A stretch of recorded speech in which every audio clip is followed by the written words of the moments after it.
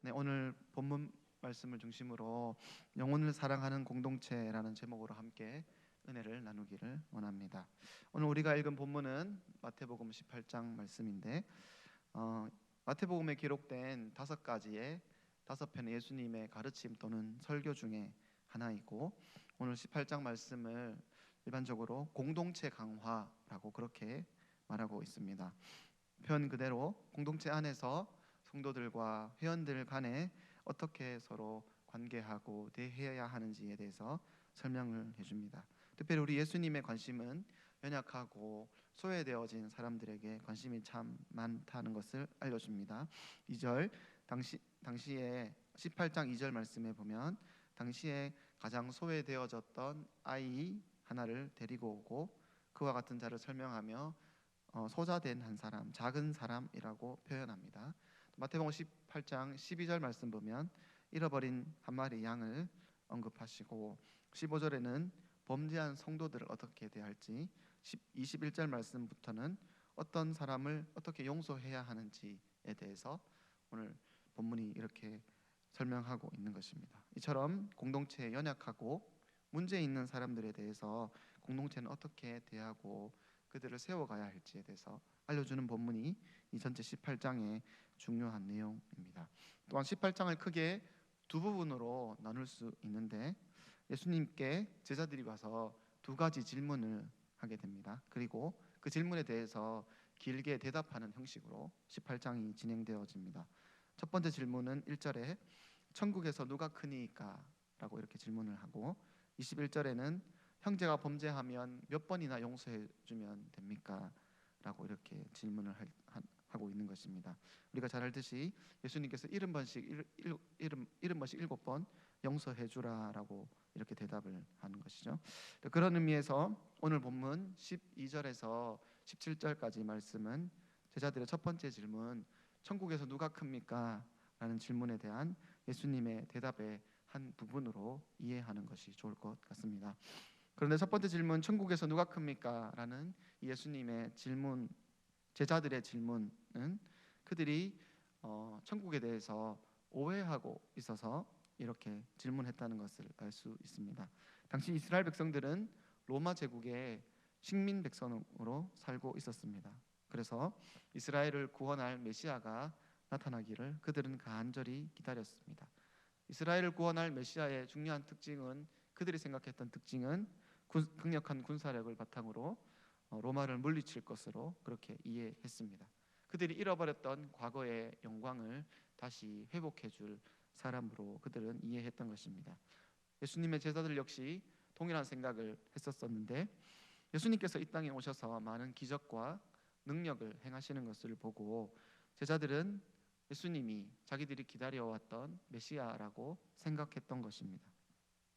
그리고 우리 예수님께서 구체적으로 메시아로서의 역할을 감당하기 시작하면, 그래서 로마를 무너뜨리고 군사적으로 정치적으로 완전히 이스라엘을 독립으로 가져다 주었을 그때 우리 예수님께서 왕으로 오를 그때에 그들은 예수님 밑에서 권력을 차지할 것에 그들의 마음이 온통 다 빼앗겨 있었던 것입니다. 그러나 우리 예수님은 하나님 나라, 천국이 그들이 생각하는 것과는 완전히 다르다고 가르쳐 주시는 것입니다. 제자들의 관심은, 제자들의 본질적인 관심은 누가 천국에서 큰지, 그들은 단순히 지적인 호기심을 가지고 가르침을 받기 위해서 질문했던 것이 아닙니다. 그들의 관심은 오직 어떻게 하면 자기 자신들이 높은 자리에 올라갈 수 있을까에만 관심이 있었습니다. 그때 우리 예수님은 그들에게 정말로 하나님 나라 천국에서 큰 자가 누구인지, 높은 자가 누구인지에 대해서 18장을 시작하며 설명해 주십니다. 우리가 잘 알듯이 4절 말씀 보면 어린아이와 같이 자기를 낮추는 사람이 큰 자다라고 이렇게 알려줍니다. 이 어린아이와 같은 사람이 구체적으로 어떤 사람인지, 그것에 대한 구체적인 특징이 무엇인지에 대한 논의들이 조금 있었는데, 오늘 본문에서 제자들의 관심이 자기들이 높아지는 것에 있다는 것을 염두에 둔다면, 어린아이 같은 사람은 자기를 낮추고 겸손한 마음을 가진 사람들이 천국에서 큰 자라는 것을 우리 예수님께서 가르쳐 주시는 것입니다. 그러면서 5절을 시작하면서 우리 예수님은 천국에서 큰 자가 어떤 사람인지 그 의미를 조금 더 확대해서 설명해 주십니다. 5절을 보면 또라고 시작하면서 이 어린아이 하나를 영접하면 곧 예수님을 영접한 것이다 라고 이렇게 말씀해 주는 것이죠. 그리고 이 소자 하나를 실족하게 되면 7절 마지막에 보면 그 사람에게는 화가 있을 것이다 라고 이렇게 말합니다. 이 작은 자, 이 소자된 사람을 영접하면 예수님을 영접하기 때문에 한 것이기 때문에 상이 있다는 의미가 내포되어져 있고, 이 어린아이와 같은 한 사람을 실족하게 하면 그 사람에게는 반드시 화가 있다라고 말하는 것입니다. 이를 통하여 이 하나님 나라의 공동체인 천국 공동체, 이 교회가 이 연약하고 소외된 사람을 어떻게 대하여야 하는지, 예수님처럼 한 영혼을 영접하고 연약한 사람들을 영접하고 또한 한 영혼이 실족하지 않도록 교회는 그들을 각별하게 잘 돌보아야 할 것을 우리에게 알려주는 것입니다. 또한 이 내용이 누가 큰지에 대한 질문의 대답이므로 천국에서 큰 자, 하나님께 칭찬받는 자는 이 연약한 사람들을 영접하는 사람, 또 한 영혼이 실족하지 않도록 그 사람을 잘 보살피는 그와 같은 사람들이 천국에서 큰 자이다, 하나님께 칭찬받는 사람이다 라는 것을 알려주는 것입니다. 사랑하는 성도 여러분, 여러분들은 연약하고 소외되어지고 상처 입고 가난한 사람들을 예수님을 영접하듯이 그들을 영접하고 있습니까? 최근에 여러분들이 주로 만나고 있는 사람들은 어떤 사람들입니까? 혹시 우리의 인생에 도움이 되고 대화가 잘 통하고 만나면 마음이 잘 맞는, 만나면 마음이 편안한 그런 사람들을 중심으로 사람들을 만나고 있지는 않습니까? 또한 혹시 우리 주변에 최근에 우리 하나님께서 여러분들에게 여러 가지 이유 때문에 실족한 사람들을 여러분들에게 보여주시거나 맡겨주시지는 않으셨습니까? 하나님께서 우리에게 이와 같은 사람, 그와 같은 사람들의 상황을 우리에게 알려주시는 이유와 목적이 분명히 있을 것입니다. 그들을 영접하고 그들의 연약함을 보살피고 돌보라라는 것이 하나님의 요청이 아니겠습니까? 그들이 나에게 그와 같은 요청, 어려움을 이야기한다면 사실은 그들이 찾아온 것이 아니라 우리 주님이 우리를 찾아오고 있는 것이고, 우리가 그들을 섬기기 위해서 그들을 만나러 간다면 우리는 주님을 만나러 가는 것으로 여기면 될 것입니다. 이렇게 그들을 긍휼히 여기고 그들을 영접하면, 그들을 도우면 우리 주님은 말씀하시기를 네가 나를 영접하였다 라고 말씀하여 주실 것이고, 너와 같은 사람이 천국에서 큰 자다라고 칭찬하여 주실 것입니다. 또한 12절부터 14절까지 말씀을 보면 교회가 연약한 사람들을 영접하고 그들을 잘 돌보아야 하는 이유를 예수님께서 알려주십니다. 이를 위해서 우리 예수님은 우리가 잘 아는 목자와 양 비유를 들어 설명해 주십니다. 양과 목자는 이스라엘 사람들에게 아주 친숙한 동물이고 아주 친숙한 직업이었습니다. 예수님은 이렇게 질문을 하십니다. 12절에 양 100마리가 있는데 그 중에 하나가 길을 잃어 버리면 99마리를 산에 두고 가서 그 잃어버린 양을 찾지 않겠느냐라고 이렇게 질문을 하는 것이죠. 예수님께서 이렇게 질문하시는 이유는 당시의 목자들은 다 그렇게 살았다는 것을 의미합니다. 이렇게 길 잃은 양, 그리고 이렇게 잃어버린 양 한 마리를 다시 찾아오면 13절에 이것을 크게 기뻐한다라고 그렇게 말하는 것이죠. 작년에 한 성도님께서 교회를 찾아오셨습니다. 그분은 교회에 대해서 잘 모르고, 그런데 마음에 가난한 마음이 있어서 기도하고 싶어서 교회에 오셨던 분입니다. 우리 교회 성도님 한 분의 도움을 받아 새벽 기도에 몇 번 오시기 시작하셨습니다. 저는 제가 잘 알지 못하는 분이 교회에 새벽 기도에 와 있다는 것을 확인하고 그분에게 관심을 가지고 인사를 하였습니다. 그리고 그분은 그리고 함께 이제 그분을 도울 수 있는 방법들을 좀 조금 같이 고민하고 이야기했었습니다. 그런데 이제 그분이 교회에 올 수 있는 시간이 새벽밖에 없다는 것을 알고 그분과 새벽에 몇 번 만나서 같이 성경 공부를 하고 또 복음을 전해주는 시간을 가졌습니다. 그리고 몇 달이 지난 이후에 그분이 교회에 등록하셨습니다. 그분이 하는 일이 주일에 이제 손님이 가장 많은 그런 일을 하셨는데 주일에 일하는 것도 쉬시고 교회에 이제 잘 참석하고 계십니다. 그리고 이제 어제 오교구교회 특송이 있었는데 그 전날 제가 단체 문자를 이렇게 한번 보냈습니다. 그런데 새벽에 그분이 이렇게 은혜홀로 걸어오고 있는 것을 제가 보는데 얼마나 기쁘고 반갑고 감사했던지, 그러면서도 제 마음에 드는 생각이 내 마음이 이렇게 기쁜데 우리 주님의 마음이 얼마나 기쁘실까. 13절 말씀에 99마리보다 이것을 더 기뻐한다. 우리 주님이 이렇게 말씀하셨습니다. 주님 마음이 이렇지 않겠나 하는 그런 생각이 들었습니다. 그런데 우리 주님은 그 잃어버린 영혼의 범위를 조금 더 확장해서 설명해 주십니다.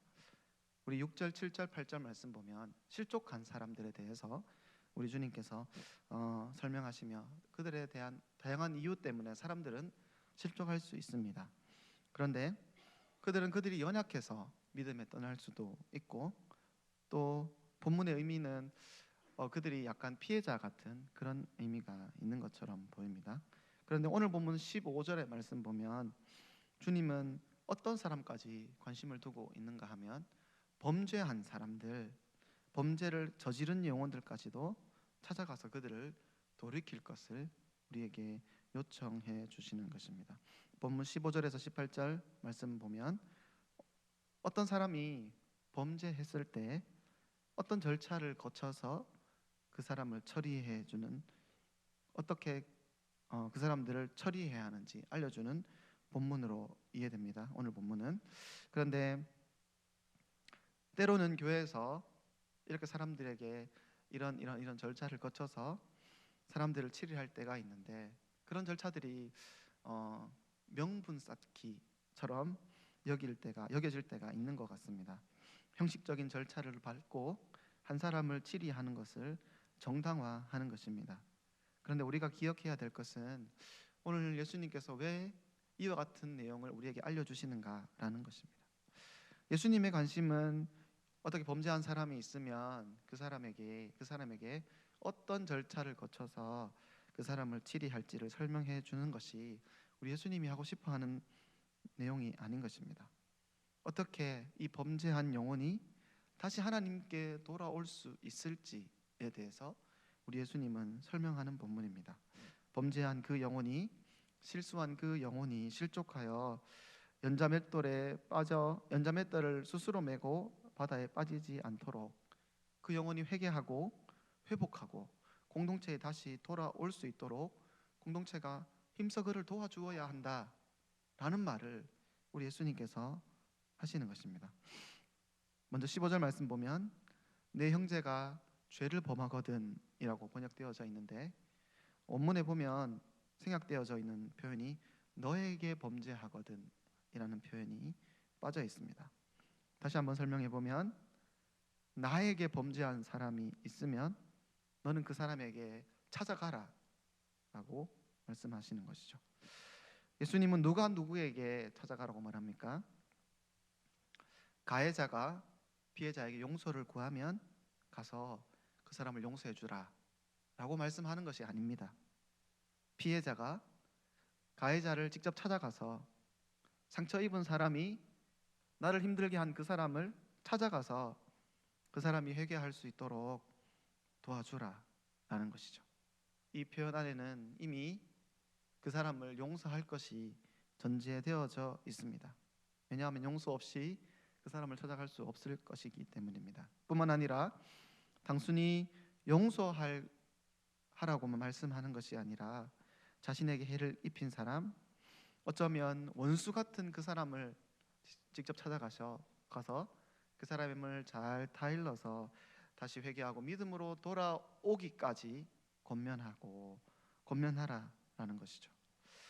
용서의 개념을 뛰어넘어서 그 범죄한 영혼을 살려내라라는 것입니다. 일반적인 사람은 나에게 범죄한 사람이 있으면 그 사람이 망해버리기를 원할 것입니다. 복수하고 싶은 마음이 불타오를 수 있는데 그를 용서하라고만 말씀하는 것이 아니라 그 영혼을 살려내라 라고까지 요청하는 것이죠. 이렇게 범죄한 영혼을 세워가는데 우리 예수님은 세심한 배려를 할 것을 말씀하십니다. 처음에는 15절 너와 그 사람만 상대해서 가서 그 사람을 세워가라라고 말합니다. 이 말은 자신이 피해자인데 피해당한 사실을 공동체에 떠벌리고 다니지 말라는 것입니다. 무슨 의도입니까? 분명히 그 가해자가 권면을 받고 다시 교회로 돌아올 수 있기 때문에 공동체에 다시 잘 돌아올 수 있도록 배려하기 위해서 혼자만 찾아가라는 것입니다. 그러나 그들이 그 말을 듣지 않고 계속해서 회개하지 않으면 한두 사람이 찾아가서 한 번 더 권면하고 그래도 듣지 않으면 교회가 말하고 교회가 찾아가서 그를 또 권면하라고 말씀하십니다. 그런데 어떤 죄인들은 끝까지 회개하지 않을 수 있습니다. 그런데도 우리 예수님께서 우리에게 여러 번 찾아가서 여러 번의 절차를 거쳐서 그 사람이 회개할 수 있도록 방법을 알려주시는 이유는 우리 주님의 마음이 그들이 꼭 돌아오기를 원하는 우리 하나님 아버지의 마음 때문일 것입니다. 그런데 우리는 여기에서 절차만 기억할 수 있습니다. 그러나 중요한 것은 절차가 아니라 왜 그렇게 해야 하는 것인지, 왜 동기가 중요한 것입니다. 왜 피해자가 가해자를 찾아가야 하고 한 번 듣지 않으면 두세 사람이, 그래도 듣지 않으면 공동체가 찾아가서 그 사람을 권면해야 하는지, 동기와 이유가 중요한 것이죠. 왜입니까? 18장에서 계속해서 설명하는 이유와 동일합니다. 한 영혼이 너무 소중하기 때문에 이 소자 한 사람에게 행한 것이 우리 예수님에게 행한 것이기 때문에 이들 중에 하나라도 잃어버리지 않는 것이 우리 하나님 아버지의 뜻이기 때문에 우리가 이와 같은 일을 해야 하는 것입니다. 사랑하는 성도 여러분, 교회는 건물이 아닙니다. 교회는 조직도 아닙니다. 교회는 프로그램도 아닙니다. 교회의 본질은 그리스도의 핏값 주고 산 성도들이 교회의 본질인 것입니다. 교회에서 가장 중요한 것은 우리 주님이 사랑하시는 각 사람이 가장 중요한 것입니다. 각 사람이 중요한 이유는 우리 주님께서 그 사람을 위하여 십자가에 죽으셨기 때문입니다. 우리를 포함해서 우리 교회 각 성도들이 우리 주님께 너무 소중한 이유는 우리 자신을 포함해서 우리 주님이 우리 각 사람을 사랑하시는 이유는 우리 주님이 그들을 위하여 죽으셨기 때문인 것이죠.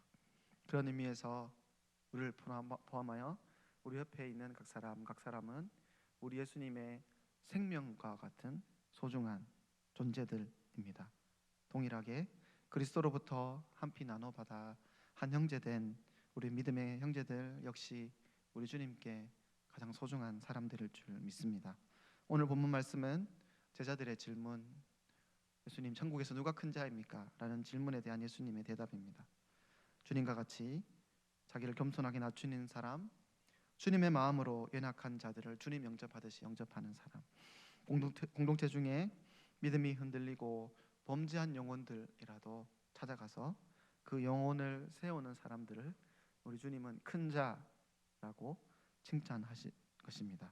사랑하는 우리 모든 본각교회 성도님들이 우리 주님 말씀과 같이 주님께 큰 자라 칭찬받는 우리 모든 성도님들 되기를 간절히 바랍니다. 우리 주신 말씀과 가지고 나온 기도 제목이 이미 다 응답된 줄 믿고 주여 한번 간절히 부르짖고 합심하여 기도하겠습니다. 주여